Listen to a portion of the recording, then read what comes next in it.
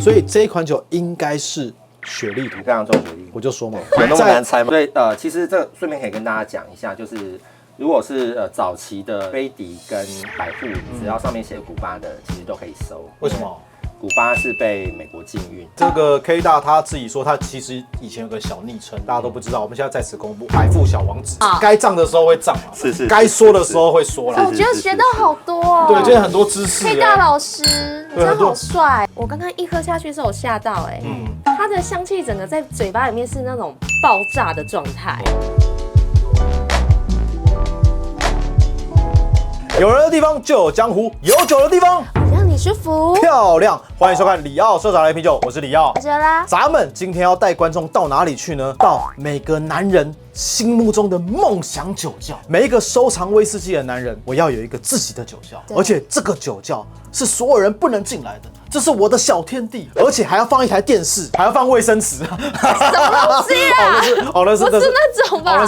所以今天我们特别来到了台北市，有一个男人，他就拥有自己的酒窖。这位男人在台湾的威士忌界可以说是威士忌界的泰斗。哇！不要觉得我在唬烂各位。威士忌全书他是翻译者，国家地理出的世界威士忌地图他是审定者。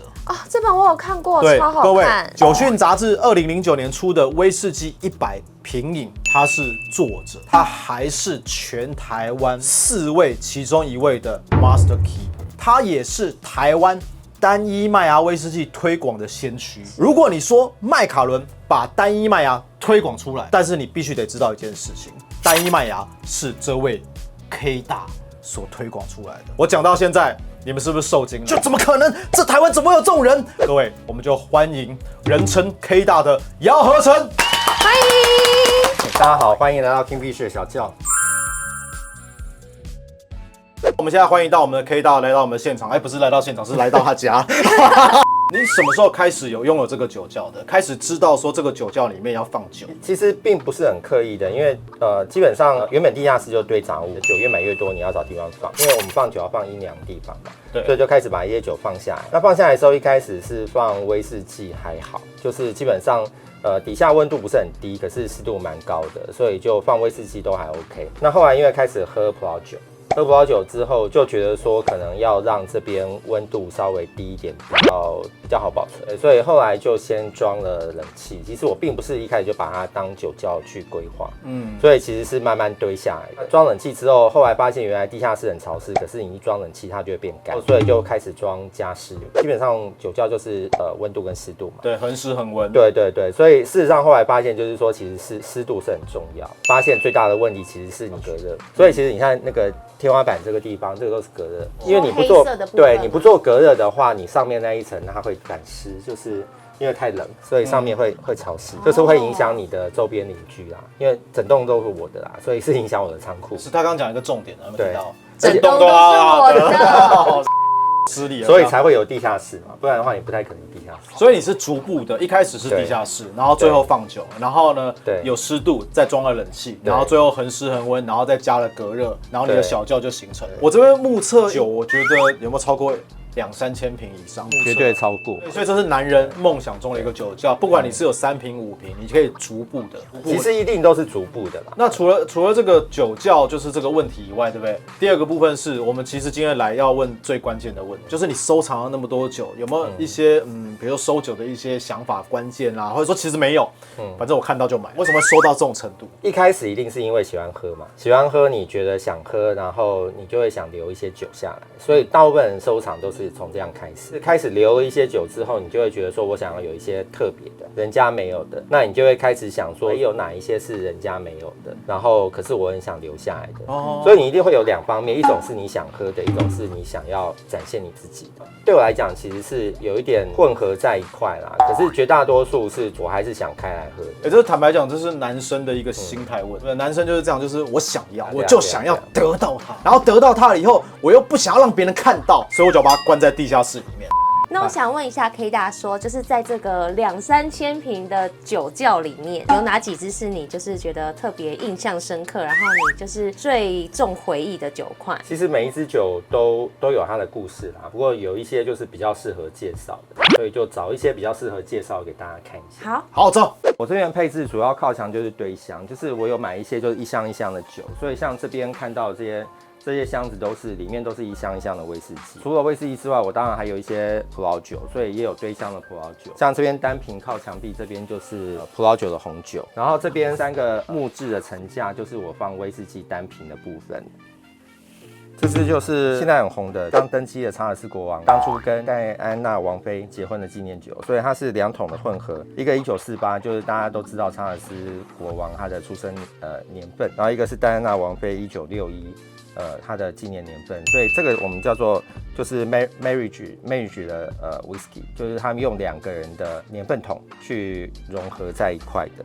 然后这是麦卡伦算是最有名的收藏酒之一。如果说你是麦卡伦的收藏家的话，麦卡伦有几支标的的收藏品，就是你一定要有的，那这个就是其中之一。第2支，这支非常有纪念意义，而且几乎没有人有。大家知道布莱迪，他们当初就是副厂的时候蒸馏的第一批酒入桶之后，当然他那个入桶的顺序是按照就是股东的顺序，所以这个是2011年他们副厂的装的第一桶酒，所以是当初的大老板就 Mark Reiner 他的桶子，虽然是 Mark Reiner 的桶子，但是他是给他儿子的，因为他觉得儿子是他当初买下这个蒸馏厂的最大的主因，所以上面这个其实是他儿子。然后为什么这一桶会装出来？因为就是后来布莱迪不是卖给 Renoma， 那卖给 Renoma 的时候，就是所有的董事会成员里面只有 Mark Reiner 是投反对票，其他的全部就是造反，一致同意通过卖给 Renoma。然后所以卖给 Renoma 之后 ，Mark Reiner 非常的生气，所以他就是把他所有的股份都卖掉，然后他就把这第一桶也装瓶，因为他当初太生气了，所以太生气装瓶之后，他就自己都没有留，他就全部装出来，然后委托一间就是很有名的小店叫 Log Fine。当初知道的人只有在业界就是很熟的人才会知道，就是有这一瓶贩售。所以那时候就是直接写 email 去，然后直接叫他马上寄过来，所以我买了6瓶。所以其实收藏威士忌，你要懂得它的故事，才可以买得到它个中的道理，而且可以买到那时候最平衡的价格。对，就是而且其实真的不贵，因为他太生气了，他就是不要这一桶酒。然后重点是，当初我2004年去布莱迪酒厂实习的时候，其实 Mark Reiner 是有开这种酒给我们喝的，所以那时候对我来讲其实意义还蛮大，就是我喝过这种酒，我也知道这一桶酒对它的意义，然后最后看它又卖出来。重点不是在后面增值性，我觉得它代表一个酒厂的一段历史。第3支相对来讲没有那么重要，但是为什么我会特别选这一支？就是我觉得现在大家都知道日本威士忌非常的红，那尤其现在日本的单桶，大概每一支单桶几乎都是大概5到10万以上，就不管是什么年份的单桶。那相对来说的话，其实山崎的单桶会比余市的容易买很多，因为你现在回头看，虽然山崎单桶比较贵，但是山崎因为当初他们有一个计划，就是你可以卖给私人拥有者，所以其实在私人收藏家手上还有蛮多单桶可以买的，虽然都很贵，可是相对来讲，就余市是非常难的，因为余市他当初没有这样子的一个计划，所以余市的单桶几乎都是他们自己出。那当初的单桶其实都不贵，一支都几千块而已，而且当初这些酒几乎都没有离开过日本，这都是因为早期开始关注日本威士忌，然后都托朋友或自己去日本的时候就顺手带回来的酒。还要再买余市的单桶，只能在拍卖场上去看，而且每一次出现可能都只有1-2支。太精彩了，这个我都没有怎么办？你再看看就好了啦。啊，我们来这边酒窖不是就是来蹭酒的吗？对不对？平常品酒会都是别人来蹭我们，今天不可能蹭那2瓶吧？K 大笑而不答，乌鸦飞过去。最怕空气突然安静。今天我们来这边还是要蹭点酒，对不对？因为 K 大他其实自己也有代理酒，而且是他心目中所选。他飞过无数个国家，他跟我讲说，联合国登记的有189个国家，他本身跑了160个国家，就只有20个国家他没有去过。他从这160个国家精心挑选，他觉得他心目中非常喜欢的威士忌来，然后分享给各位。我这样讲会不会太夸张？有一点是吧？你今天第一款酒想要请我们喝的是什么酒呢？我们先从 PBR 这一支开始，就是我们公司代理的那个贝瑞兄弟与洛德，我们自己的选桶，那是台湾限定版，是一支单桶的魁列奇。比较有趣的是说，有些人会以为是我选的，但是其实并不是，是我们团队一块选。个人选桶的时候会有很多个人的一些想法在里面，其实并不见得会是最适合一般消费者。我觉得那个尤拉很客气，倒好少，这杯子那么大。没有，其实我刚才想说，K 大，你刚刚说没有看我们影片是假的吧？对，你一定有看过社长不喝会死，就是 Quickity。对，但是我记得你们那个我让你舒服是一开始那个地方，就是因为你前面讲蛮快的，这样，我在想说那个我让你舒服到底在什么地方？哦，既然 K 大不知道舒服在什么地方，只好请尤拉再告诉他一次。我让你舒服。哎呦，这鸡皮疙瘩都起来了，这样有点紧张。一喝到魁列奇，大家都舒服。第一支迎宾酒就是你的爱耶。对啊，魁列奇是我的那个这一辈子不喝会死的其中一款酒。BBR 它是不是历史非常悠久的一个装瓶厂？对，它已经有400-500年的历史了，它应该是全世界最古老的酒商。一开始它是以葡萄酒闻名，目前也有做一些威士忌。那它最有名的就是说，因为它是英国皇室的皇室代理商 ，BBR 的每一代的家族都是英国皇室的酒窖总管，所以他们实际上在 BBR 它的那个商店，那个在圣詹姆士街3号那个商店下面有一条密道，是直接通到白金汉宫的酒窖里面去。哇，好爽！走密道去喝酒，其实不是去喝酒啊，他是去放酒。这款酒我刚刚在闻的时候，它没有那个像魁列奇典型的那个鞭炮味、炸药味、火药味，它比较干净。魁列奇它比较特别的地方是，它是一间酒体非常硬的一支酒，然后所以你在里面就好像刚刚社长讲到的，就是说火药味、这样鞭炮味的这样子。我们在选桶的时候，我们还是希望选出除了有魁列奇风格之外，是有我们自己喜欢的风味。所以这一次你有发现它很干净，对，非常干净。然后它的果香味非常的浓郁，它在嘴巴里面那个饱满丰满的程度，它那个层次感在嘴巴里面完全绽放出来。然后它的其实余韵非常悠长，所以这款酒让我有点吓到，就是魁列奇竟然有这样的风格，而且这支59.3%，哇，怎么可能？对，可是你喝起来像43哎。我们公司选桶的一个很重要的一个风格，就是说你要很干净，然后你喝起来是很轻松，然后另外就是层次感要很丰富。对，它才135瓶而已，这什么时候发行的啊？1-2年前今年才发行。我觉得全部给我就好了，已经都卖光了。看看社长深情望着他的眼神，这集影片会多舒服，继续看下去。也蛮多人一直在抱怨说，就是很喜欢 BBR 的酒，但是很不好买，因为大家一间店都只分到个位数而已。因为 BBR 的那个雪莉桶就调和那支雪莉桶，在我们2023年 TWA 是获得冠军的。对，所以我对它的调和这个雪莉桶是有印象，但是对这一款就是单桶，反而是今天我非常惊艳到。对，我刚刚一喝下去的时候，我吓到它的香气整个在嘴巴里面是那种爆炸的状态。就像我们后面已经有2桶在装瓶当中了，然后还是会蛮精彩。那我们喝到这一款买不到的酒，真的是好残忍啊！对啊，不然这一瓶我们要带走啊。本来以为是迎宾，结果是在弄你。对啊，喝得到买不到，有没有觉得很不舒服？对啊，这个我跟你讲，就是说你们水好深你知道哦。一山还有一山高，这就是高手对决。对，你不要以为只有你喝得到，对，我今天就给你喝，喝完就跟你说这个没了，而且没了就算了，还剩下半瓶。怎么样？你要干嘛？你要用美人计是不是？敬一杯，敬一杯，太棒了，太棒了。现在来自第2支酒，对不对？它第2支代理的叫 High Coast， 都是来自于瑞典，它叫瑞典高岸威士忌 High Coast， 原本是叫 Box。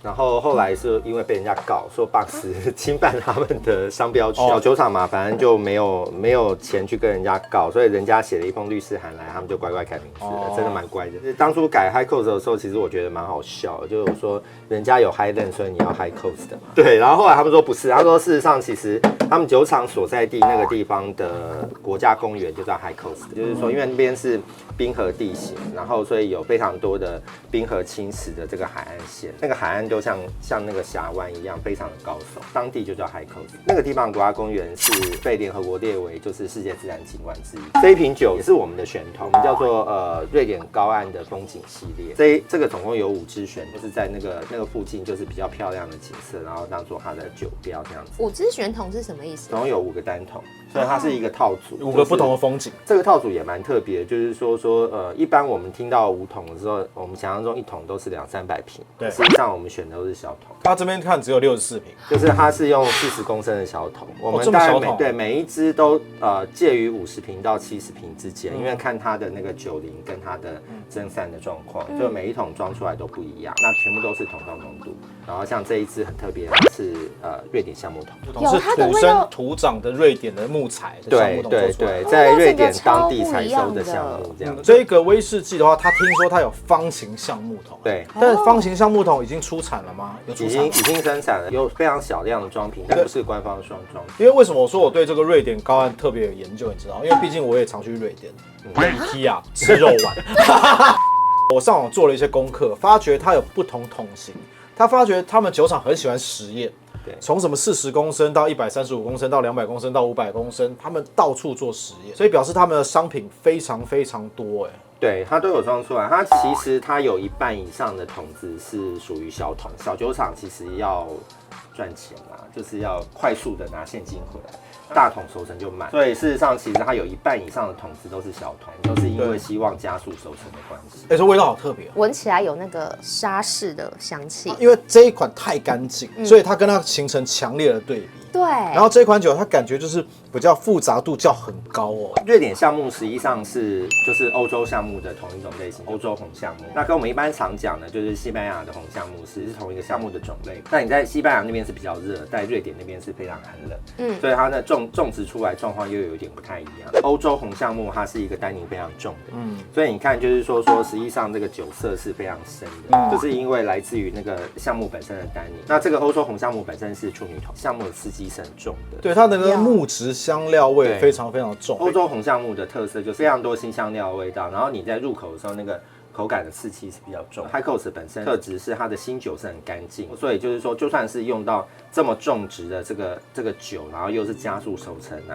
你还是觉得它是一个非常熟成度很高，你并不会觉得说它有很多生酒的刺激，这一点是我们很在意的。对，我觉得 K 大真的很厉害，K 大完全没有碰这支酒，他就可以讲的那么长，你知道吗？我都试过，真的是专家，你知道吗？我们一定要边喝边讲，我们才可以讲出它的味道。他完全连你看从头到尾都没有喝过这支酒。讲稿在哪里？对，他奇怪，他说那个大字报收掉好不好？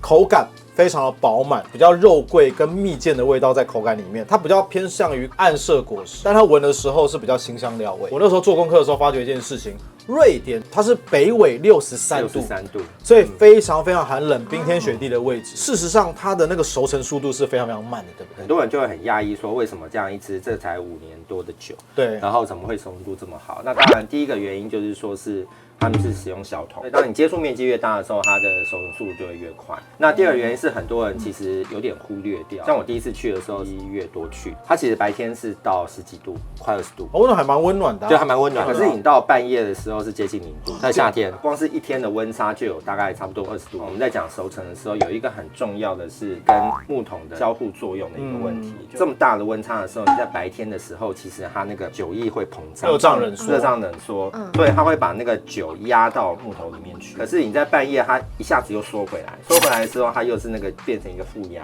木头里面的酒液又吸回来，所以这是很多人并没有意识到。哦，不用，我们都知道，我们男生都知道热胀冷缩这件事。是，该胀的时候会胀嘛，是，该缩的时候会缩啦。我觉得学到好多哦。对，今天很多知识。 K 大老师，你真的好帅哦，很厉害哦。而且各位，里奥社长的群友常常问我一个问题，就是要包桶，对不对？每次一包桶都是200瓶或是500瓶。各位，其实瑞典高岸它其实有提供包桶，你可以包小桶的啊。对，你一包只有60瓶、70瓶，对不对？那就很好处理啦。事实上，我们这个就是很受欢迎，就是这个原因。很重要的是，大家觉得说我要包桶。包一桶说我自己喝，对，你怎么喝啊？200-300瓶，对啊，你包了这个60瓶，对不对？1年你就自己都喝完，就算卖不掉，1年也喝得完。然后另外送朋友也比较轻松。我问一个问题，它可以客制化酒标吗？它可以，就是这个地方可以让你自由放你想要的图案，放我的照片，这样会不会滞销？有没有辟邪嘛？你放在厕所嘛？其实我最后一个问题就是非常关键的 ，K 大他是名列 Master Keeper， 他是领到苏格兰推广大使，但他既然做瑞典。对吗？现在他们的观念其实是非常的 open 的，像BBR 其实目前也有推出非苏格兰威士忌这一块。你的意思讲说，是你苏格兰先卖非苏格兰威士忌，不是我先卖其他的哦，是不是这个意思？你在什么样的花园里面挖呀挖？上一集挖坑给台中酒厂品酒师，今天社长开怪手来挖 K 大的坑。我们今天来这边好，终于达到目的了，对不对？是。你的目的是什么？没有。今天我就要问他，你拿到这个 Keeper， 既然推广瑞典，到底对不对？但是对，威士忌是全世界推广威士忌的美好，不管是苏格兰也好，台湾也好，威士忌的美好都是应该要推广。是在这么远的地方，然后找到这么好喝的酒款，造福我们，我们也要推广一下台湾。对，没什么了，这样我帮你圆，就看你要请我喝什么酒。是。那我们先从我的第一支单一麦芽百富对，带领我进入威士忌这个世界是因为百富，所以其实我是还算是世界知名的百富收藏家。所以来上百富，现在那个百富上来，这个 K 大他自己说他其实以前有个小昵称，大家都不知道，我们现在在此公布百富小王子。今天实属难得，威士忌小丸子遇见百富小王子。当初我喝的第一支单一麦芽是百富的10年，就是现在已经停产的 Founders Reserve。那时候台湾还没有引进，在1995年。它是断塞啊？对，断塞。你收藏酒到后来，其实最大的问题都是断塞。然后因为我们就是威士忌要直立，所以很多都会干裂。最好的做法就是你要偶尔去晃一晃。那你看我这么多酒，怎么晃啊？所以都是随它去。然后这支 Rumwood 其实是百富的第一支 Rum， 这是2005年出的版本，它是一个小批次的，总共14桶，桶装浓度是7.1，它只有装14桶而已。对，但它的桶装浓度通常都是有稀释过的，就是偷偷讲。果然是百富小王子，连这种秘密都知道，我只好偷偷听。对，所以后来 Rum 桶的时候，2009年又出了另外一个 Golden Cask， 同一年还有另外一个比较稀少的叫做Cuban Cask。所以其实这顺便可以跟大家讲一下，就是如果是早期的飞迪跟百富，只要上面写古巴的，其实都可以收。为什么？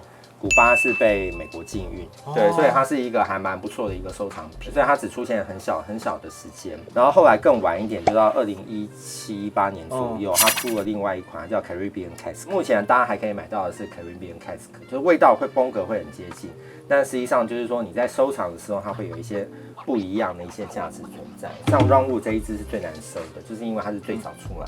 那当初出来的时候都很便宜啊，都是1000多块。可是现在其实你买不到，所以现在像这样一支，你到拍卖场上可能都是上万左右。我喝到3、5万的酒。可以让你刚刚讲说那个古巴的那一批货，那你表示你有收过这一批货，毕竟你是百富小王子嘛。有，你有是不是？在某个地方。但是找不到，是不是？因为我都是买整箱，对，所以其实对我来讲，整箱的最大的问题是因为你要拿的时候很麻烦，因为堆在下面。你有需要酒窖管家的话，可以打我电话。没有，很多人都自愿来这边帮忙，在这边通常不让人家下。但我们今天终于下来了，对，而且我们打算今天不走，我们连帐篷都带来了。对不对？我刚喝了以后，发觉它的酒精感有变很低耶。因为你刚刚喝原酒啊，它开始就变得很，要不然滑顺，比较绵密，比较丝绸那种口感。那个味道有一点点，它比较细致一点，不是很突出的哦。像百富虽然是很重视过桶，它早期当然早期的版本没有那么多过桶，但它后来越来越倾向就是几乎每一支都过桶。我觉得其实我非常佩服他们那个 David Stewart 这个大师，每一支的过桶都有那个过桶的风味，可是每一支都保留百富自己的味道，像刚刚市长讲的那个丝绸般的感觉，对，然后那个蜂蜜啊很轻松的感觉，在百富所有的酒里面都一直都存在，所以这个是我为什么一直很喜欢百富的一个原因。我们今天真的是受教，又学到知识，又喝到好酒。但是如果我们今天只称一支，对不对？可以再称第2支，是我们的风格吗？一定要有一支特别版。对，而且这一支酒是喝了 K 大会心痛的。对不对？是不是？来上，我们把冷气关小一点，好不好？已经开始觉得冷了。我们最后一支秤酒，而且是我自己挑的。我马上说，就这一支，我不管，我就是要喝这一支。好会挑啊！因为听说三旗今年是什么200周年，是不是？对不对？它什么时候成立的？200年前，1923年哈。然后200年。对，200年，对吧？200年是。看来有人喝醉了。更精彩的花絮在片尾无码播出。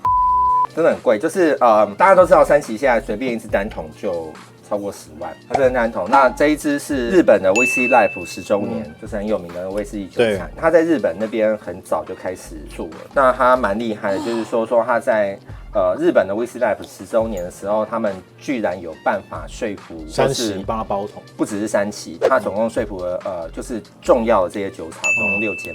三得利旗下就是三旗跟白州嘛，对，然后妮卡旗下就是余氏跟工程侠，然后还有就是那时候算独立装瓶厂 Hanyu 跟清景泽，所以他们总共有6间酒厂的单桶做他们的纪念酒，所以它虽然是用一模一样的标签跟 logo， 但是其实是原厂帮他们装，6间酒厂装出来的都是 OB 瓶装都不一样，可是上面就是变成一套6组。那当然我有幸当初入手的一套，一套你说6瓶你都有，6瓶我都有，都可以喝吗？已经陆续开在哪陆续在哪开，不跟你讲。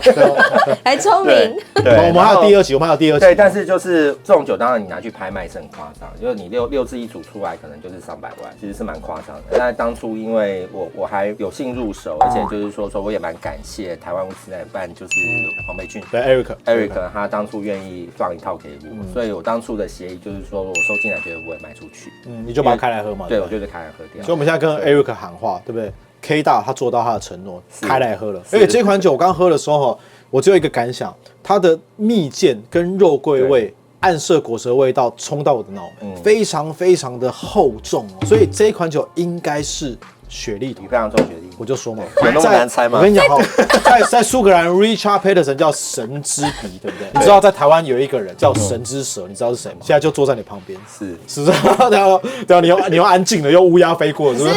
有一点。那个蛇还是 snake？ 我们到底在拍什么？他既然吐我槽，他说有那么难猜吗 ？K 大把市长挖的土锅回去了，看来是棋逢敌手，遇见逢敌所了。那个全台湾哈，只有那个4个那个 Master Keeper， 对不对？吐我槽，我算是很有荣幸的。是。对，很有荣幸呢，是不是？这个应该有喝过，应该不多。这个就算当初有入手的，应该会舍得开喝的，应该不多。因为你有承诺嘛，你是个重承诺的人嘛。对，所以开来喝嘛。各位，我们今天一定有第2集的，好吧？我们因为后面已经开始冷消味，再喝下去，再讲下去，这部片不知道没完没了，可能到2个小时，所以我们一定要到现在赶快收尾。在频道前面的你要干嘛？我们最重要的事情，买酒观念是不是？没错。完蛋了。怎么办？就准备要结束了。我要讲买酒观念这件事情哈，各位我们就留在下一集。如果你想要看到 K 大的买酒观念，请继续关注我们的频道，记得要干嘛？订阅、按赞、开启小铃铛，还有一个最后要干嘛？赖贴图要下载哦。我们的赖贴图上架了，如果大家喜欢就是喝酒干话系列的贴图，一定要买下去，而且只有33块。对，只有33块，对不对？支持我们李耀社长频道，咱们李耀社长来瓶酒，下礼拜见，拜拜。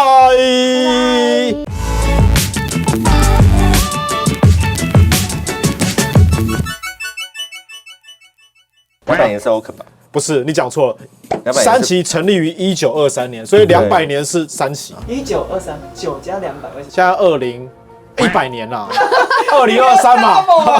所以这告诉我们一件事哦，那个我们喝醉酒哦，不要拍影片。哦，可能200，3期100就对了，是不是哦？